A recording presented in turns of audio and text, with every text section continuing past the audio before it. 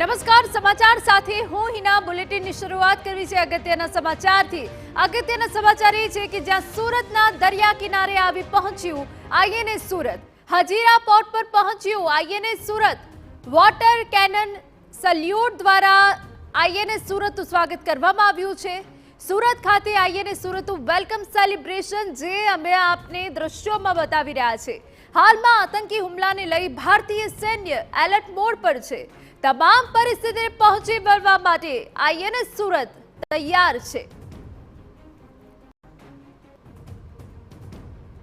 અરબી સમુદ્રમાં ભારતીય નૌસેનાએ વધુ એક પરાક્રમ કર્યું હતું.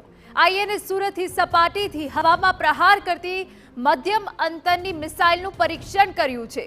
સમાચાર સામે આવ્યા હતા કે પહલગામ આતંકી હુમલા બાદ પાકિસ્તાન મિસાઇલનું પરીક્ષણ કરવાનું છે. તે પહેલા ભારતીય નૌકાદળના મિસાઇલ વિનાશક આઈએનએસ સુરતે 24 એપ્રિલના રોજ અરબી સમુદ્રમાં એક પરીક્ષણ કવાયત દરમિયાન મધ્યમ અંતરની સપાટીથી હવામાં પ્રહાર કરતી મિસાઇલનું સફળતાપૂર્વક પરીક્ષણ કર્યું.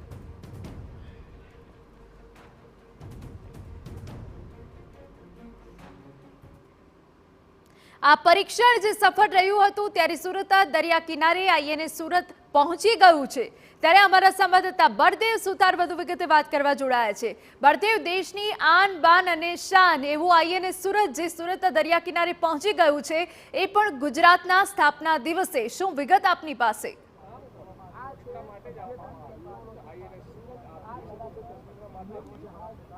જે રીતે દેશના વડાપ્રધાન નરેન્દ્ર મોદી દ્વારા આજે આઈએનએસ સુરત છે તે દેશની સેવા માટે ખુલ્લું મૂકવામાં આવ્યું હતું અને ત્યારબાદ જે રીતે આતંકી હુમલો જમ્મુ કાશ્મીરની અંદર જે થયો છે અને ત્યારબાદ દેશની અંદર જે રીતે માહોલ ઊભો થયો છે કે આજુબાજુના જે વિરોધીઓ જે દેશ છે તેની અંદર પણ જે રીતે માહોલ જોવા મળી રહ્યો છે કે ક્યાંક યુદ્ધની સ્થિતિ પણ સર્જાઈ શકે છે.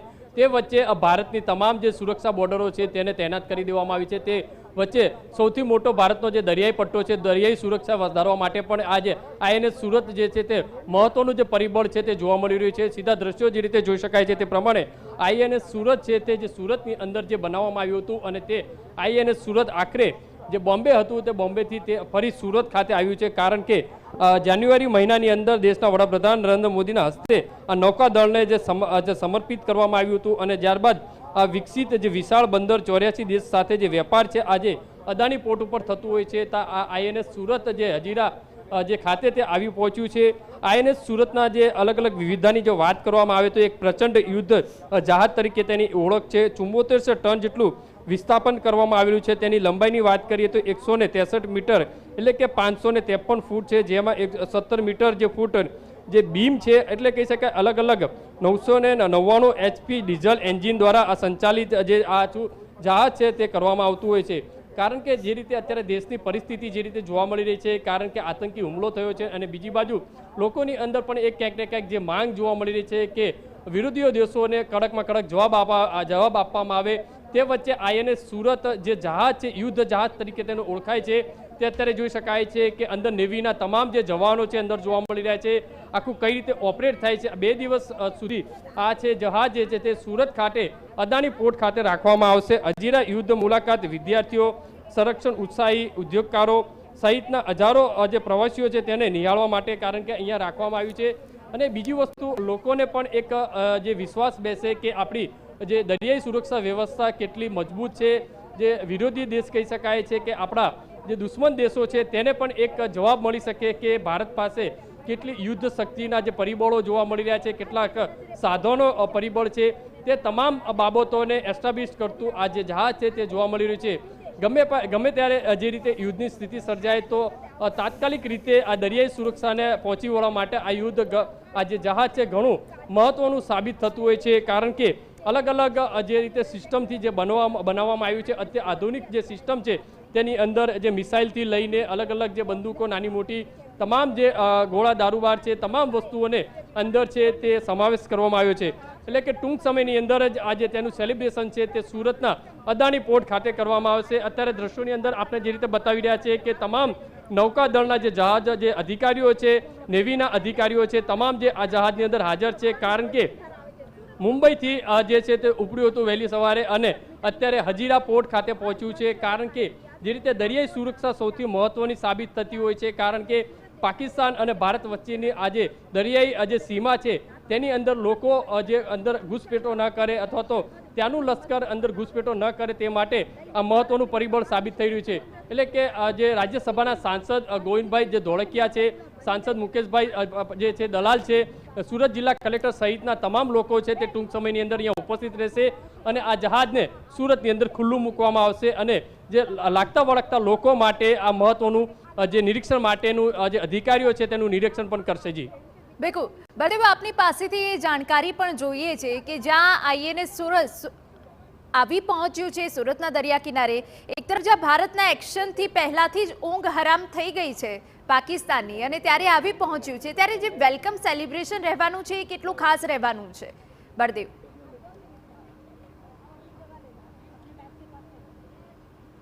ચોક્કસપણે વેલકમ સેલિબ્રેશન છે તે મહત્વનું છે. આપણે સીધા દ્રશ્યો બતાવીશું જહાજના, કારણ કે જે રીતે આ જે આઈએનએસ સુરત જહાજ છે તે મહત્વનું પરિબળ રહેશે. જે વિરોધી જે દુશ્મન દેશો છે તેમના માટેનો એક પડકાર છે.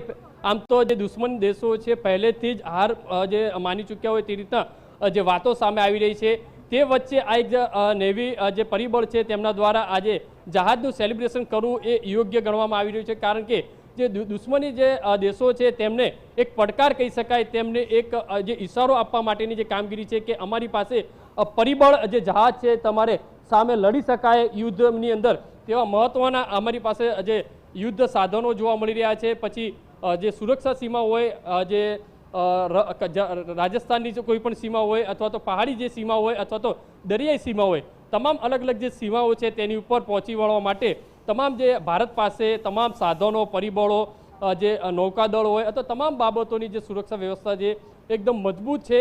તે એક ઇશારો કરતું આ જે છે તે સેલિબ્રેશન મહત્વનું સાબિત થઈ રહ્યું છે. એટલે કહી શકાય છે કે આ જે વસ્તુ જે છે તે અત્યારે જે આઈએનએસ સુરત છે તે અહીંયા અદાણી પોર્ટ ખાતે આવી પહોંચ્યું છે અને સૌથી મોટો પડકાર છે દુશ્મન દેશો માટે.